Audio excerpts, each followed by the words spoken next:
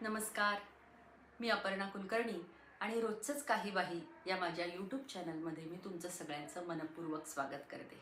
आपलं ठरलंय ना की गप्पांची मस्त मैफिल रंगवायची. तर काही अनुभव आपल्याला असे येतात की ते आपल्याला सगळ्यांशी शेअर करावेसे वाटतात, कारण त्या अनुभवांनी आपल्याला शहाणपण आलेलं असतं. तर काल एक असाच अनुभव मला आला आणि तो तुमच्या सगळ्यांशी शेअर करावा म्हणून मी आज आलेली आहे. तर काल काय झालं, दुपारी मस्त जेवण झालं आणि छानशी पेंग यायला लागली. आपण कुठे कुठे काय काय वाचलेलं असतं, ऐकलेलं असतं की दुपारी जेवणानंतर झोपायचं नाही, कारण वजन वाढतं. अर्थात ते कशानेही वाढतं हे आत्तापर्यंत सिद्ध झालेलं आहे. पण तरी आपण शक्यतो असा प्रयत्न करतो की जे ऐकलंय वाचलंय त्यातलं थोडंफार का होईना काहीतरी पाळावं. आणि म्हणून मी ठरवलं की नाही, काही झालं तरी झोपायचं अजिबात नाही. मग मी पुस्तक वाचायला घेतलं, टी व्हीचा आवाज मोठा केला जेणेकरून झोप येणार नाही. पण झालं उलटंच. टी व्हीच्या आवाजाने अंगाई गीताचं काम केलं आणि मस्त मला डुलकी लागली. आणि डुलकी लागली आणि फोनचा खणखणीत आवाज आला, रिंग वाजली मोबाईलची. आणि मला आश्चर्य वाटलं की या भर दुपारी मला फोन कोणी केलाय. कारण दुपारच्या वेळेस येणारे फोन म्हणजे एकतर सेल्सचे तरी असतात, नाहीतर कुठले तरी प्रमोशनल असतात, किंवा मग कर्ज घ्या म्हणून मागे लागणारे असतात. तर हे फोन तर अजिबात उचलायचे नाहीत हे मी ठरवून टाकलेलं आहे. आणि त्याप्रमाणे मी तो फोन उचलला नाही. पण तरीही पुन्हा एकदा जेव्हा रिंग वाजायला लागली तेव्हा म्हटलं की नाही, हा काहीतरी वेगळा फोन आहे, कारण दुसऱ्यांदा परत फोन आलाय म्हणजे काहीतरी बोलायचं असणार, कुणीतरी ओळखीचं असणार. आणि म्हणून मी तो फोन उचलला आणि हॅलो अपर्णा कुलकर्णी का? मी म्हटलं हां, अपर्णा कुलकर्णी बोलतेय, बोला. तर तिकडून पलीकडून आवाज आला की मी प्रीती बोलते, ओळखलं का? आता प्रीती म्हटल्यानंतर माझ्या डोळ्यासमोर एक 5-6 प्रीती आल्या की ज्यांना मी ओळखते. तर मी म्हटलं की हां, म्हणजे ओळखत नाही असं सांगणं आपल्याला पटकन जरा अवघड वाटतं ना, तर त्याप्रमाणे मी आठवण्याचा प्रयत्न करत होते.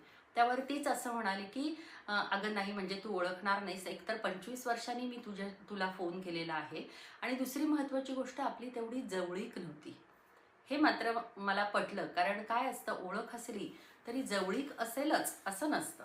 प्रत्येकाशी ओळख आहे म्हणजे तेवढी जवळीक आहेच असं नाही. आणि ह्या प्रीतीशी माझी तेवढी जवळीक नाही हे सांगितल्यानंतर मला 25 वर्षानंतरची एक प्रीती आठवली. आणि मग माझ्या लक्षात आलं की कोण बोलतोय. आणि मला आश्चर्यही वाटलं की या प्रीतीने मला का फोन केला असेल.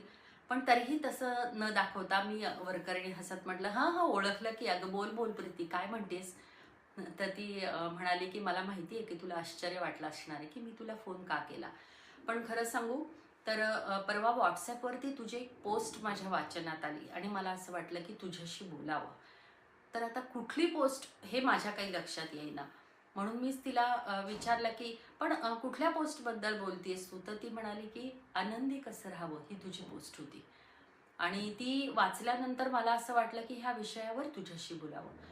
आता ही पोस्ट इतकी साधी सोपी होती, त्याच्यामध्ये न समजण्यासारखं काय आहे?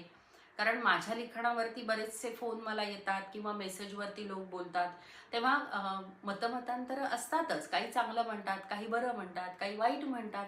पण ह्या गोष्टींची मला सवय आहे. पण समजलं नाही म्हणणारा तसा फार क्वचित होतं की हे मला समजलं नाही.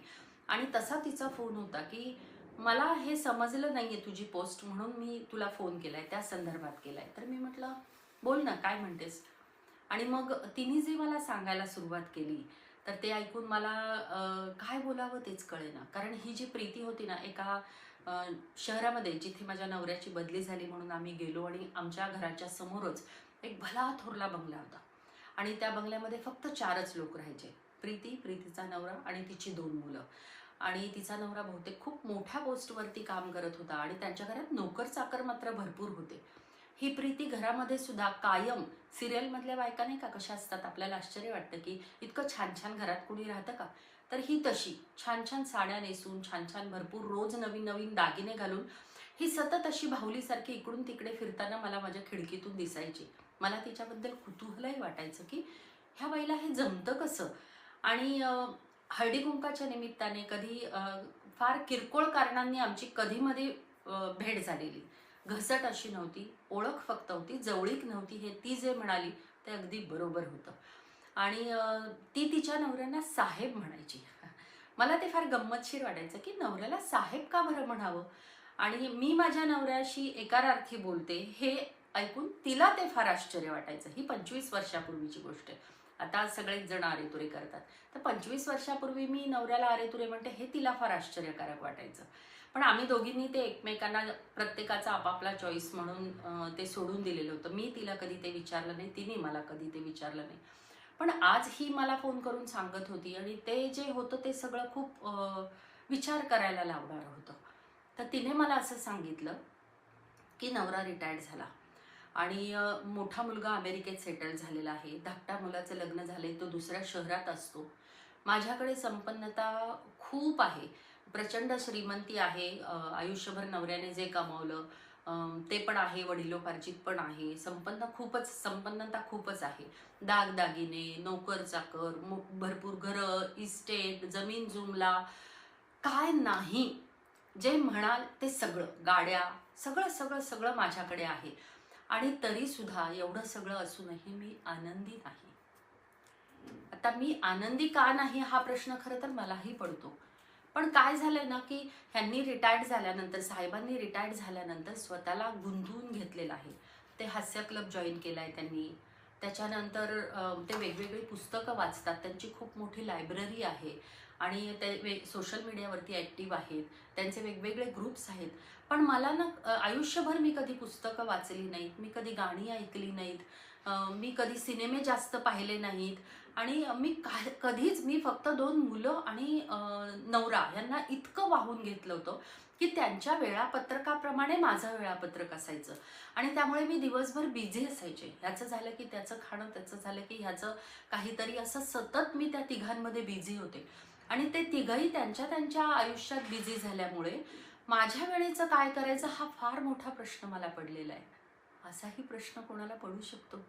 आणि ती असं म्हणाली की फक्त वेळेचं काय करायचं असं नाही, तर घरात एवढी मोठी लायब्ररी आहे, पण मी आयुष्यात कधीही पुस्तक न वाचल्यामुळे काय वाचावं ते मला समजत नाही. बरं, डोळे दुखतात त्यामुळे मी जास्त वाचूही शकत नाही. काय पाहावं हेही मला कळत नाही, कारण मी आयुष्यभर कधीच काहीच जास्त न पाहिल्यामुळे, हे पाहिल्यामुळे मला हे आवडेल, मला काय आवडेल हे सुद्धा मला कळत नाही. बरं, प्रवासात हे मला घेऊन जातात, ते खूप एन्जॉय करतात, पण मी नाही एन्जॉय करत. निसर्गामध्ये गेल्यानंतर मला आनंदही वाटला पाहिजे जो वाटत नाही, आणि ते तसं का होतं हे मला कळत नाही. मला खरंच आनंद कसा घ्यायचा हेच कळत नाही. आणि तू तर सांगितलंस की छोट्या छोट्या गोष्टींमधून आनंद घ्यावा, पण आनंद कसा घ्यायचा हेच जर मला समजत नसेल तर मग मी काय करायला हवं? तूच मला सांग की हा आनंद कसा घ्यायचा. तिच्या ह्या बोलण्यावर मी पण खरंच खूप अंतर्मुख झाले, विचारात पडले की असंही होऊ शकतं. आणि म्हणूनच मी नेहमी असं सांगते, नुसतं सांगते असं नाही, माझं असं म्हणणं असतं की पुढच्या पिढीला आनंद घ्यायला शिकवलं पाहिजे. ही गोष्ट सहजी जमणारी नाहीये. आणि मग एकलकोंडी होतात मुलं, एन्झायटी येते. मुलांमध्ये वेगवेगळे जे वयाच्या 60 नंतर असं वाटणं, 50 नंतर असं वाटणं की वेळेचं मी काय करू? माझ्याकडे भरपूर वेळ आहे, माझ्याकडे सधनता आहे, संपन्नता आहे, सगळं आहे, पण मला वेळेचं काय करायचं कळत नाही आणि मला कशातही आनंद मिळत नाही. तर ही गोष्ट खरंच काळजी करण्यासारखी नाहीये का? आणि मला असं वाटलं की ही गोष्ट तुमच्याशी शेअर करावी. आनंद कसा घ्यायचा हे कळण्यासाठी आयुष्यात तुम्ही कधीतरी काहीतरी वाचलं पाहिजे, पाहिलं पाहिजे, जेणेकरून काय वाचलं की मला आवडतं, काय पाहिलं की मला आवडतं, निसर्गात गेल्यानंतर कुठलं ठिकाण मला जास्त आवडलं हे पाहण्यासाठी तरी आपण खूप ठिकाणी फिरलं पाहिजे, नवीन नवीन माणसांशी बोललं पाहिजे. आणि एखादी तरी कला तुमच्यामध्ये असली पाहिजे की ज्याच्यामुळे तुमचा वेळेचं काय करायचं हा प्रश्न राहणार नाही आणि त्या कलेमुळे तुम्हाला आनंद मिळेल. आणि म्हणूनच कला नेहमी माणसाचं आयुष्य समृद्ध करते. हे वाक्य फक्त वाक्य नाहीये, ही वस्तुस्थिती आहे की आयुष्यामध्ये तुम्हाला जर आनंद हवा असेल, तुमच्या आयुष्यात फक्त संपन्नता आणि सधनता असून उपयोग नाही. जर तुम्हाला खरंच आनंदी राहायचं असेल तर तुम्हाला एखादी कला येणं, एखादा छंद असणं खूप आवश्यक आहे. नाहीतर शरीराच्या उमेदीच्या काळामध्ये तुम्ही धावाल, भरपूर कष्ट कराल, पैसे कमवाल, पण त्या पैशांचं आयुष्याच्या शेवटी करायचं काय हे जर समजलं नाही तर त्याला काय अर्थ आहे मला सांगा.